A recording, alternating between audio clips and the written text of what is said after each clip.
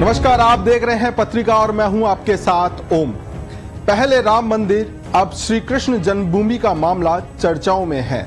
Allahabad high court के एक फैसले ने उम्मीदें और बढ़ा दी हैं। हाईकोर्ट ने मथुरा के श्री कृष्ण जन्मभूमि से सटी शाही ईदगाह परिसर के सर्वे के आदेश दिए हैं। इससे पहले राम जन्मभूमि काशी विश्वनाथ में ज्ञानव्यापी और सबरीमाला मंदिर में भी ऐसा ही देखने को मिला था। अब सवाल है कि क्या हिंदू देवी देवताओं को कानून में कोई अधिकार है? क्या कोर्ट में वो केस कर सकते हैं? क्या आम नागरिक की तरह देवी देवताओं को भी जमीन का हक है? इन सभी सवालों के जवाब इस वीडियो में आपको समझाएंगे। साथ में ये भी बताएंगे कि आखिर भारत में कब से भगवान को ये कानूनी अधिकार मिला है।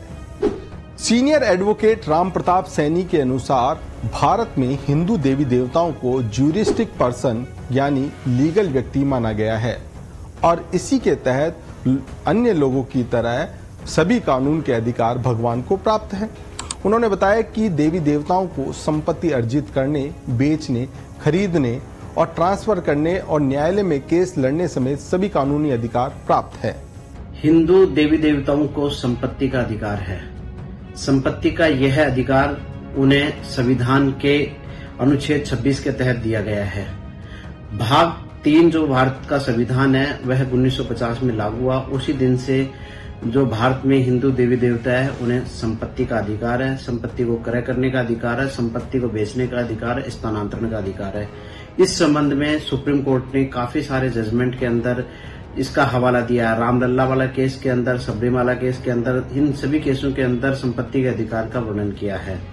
हाईकोर्ट अधिवक्ता राम प्रताप सैनी के अनुसार हिंदुओं में देवी देवताओं भी कंपनी या नाबालिग की तरह संपत्ति अर्जित करते हैं और प्रतिनिधि के जरिए कोर्ट में केस लड़ते हैं, यानी कि पुजारी के जरिए। हिंदुओं के देवी देवताओं को हिंदू उत्तराधिकारी अधिनियम के तहत संपत्ति का अधिकार मिला हुआ है। हिंदू देवी देवताओं के खिलाफ सिविल केस किए जा सकते हैं, लेकिन क्रिमिनल केस नहीं किए जा सकते हैं। अयोध्या मामले में भी रामलला विराजमान के केस करने में और संपत्ति अर्जित करने के समेत सभी कानूनी अधिकार को लंबी बहस हुई थी इस पर। इसके बाद सुप्रीम कोर्ट ने रामलला विराजमान को लीगल पर्सन माना।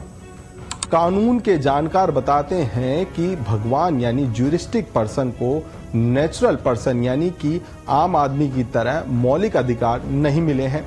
इसका मतलब यह है कि नेचुरल पर्सन को संविधान में दिए गए मौलिक अधिकार और कानूनी अधिकार दोनों दिए गए हैं, जबकि ज्यूरिस्टिक पर्सन यानी लीगल एंटिटी को सिर्फ कानूनी अधिकार दिए जाते हैं।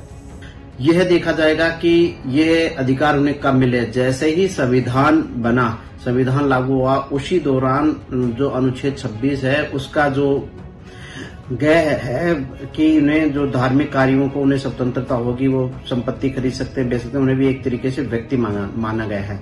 लेकिन व्यक्ति उन्हें केवल संपत्ति के अधिकार तक ही माना गया है, बाकी जैसे अन्य नागरिकों तो उस आधार तक, उस सीमा तक उन्हें नहीं माना गया है। जानकार बताते हैं कि भारत में हिंदू देवी देवताओं को पहली बार 1888 में ब्रिटिश काल में ज्यूरिस्टिक पर्सन माना गया था। हिंदू देवी देवताओं को स्कूल, कॉलेज चलाने और ट्रस्ट बनाने का भी कानूनी अधिकार मिला हुआ है। मनोहर गणेश तंबेकर बनाम लक्ष्मीरम गोविंदम भूपतिनाथ स्मृति तीर्थ बनाम रामलला मैत्र, रामपद बनाम दुर्गा भारती और राम ब्रह्म बनाम केदारनाथ समेत दर्जनों मामलों में पहले ही न्यायालय हिंदू देवी देवताओं को लीगल पर्सन मान चुका है। हालांकि सभी मंदिर के देवी देवताओं को ज्यूरिस्टिक पर्सन नहीं माना जाता। इसके लिए जरूरी है कि उस देवी या देवता का पूरे विधि विधान के साथ प्राण प्रतिष्ठा कराई गई हो। आपको ये वीडियो कैसा लगा कमेंट बॉक्स में जरूर बताएं और ऐसे ही वीडियो देखने के लिए देखते रहिए पत्रिका।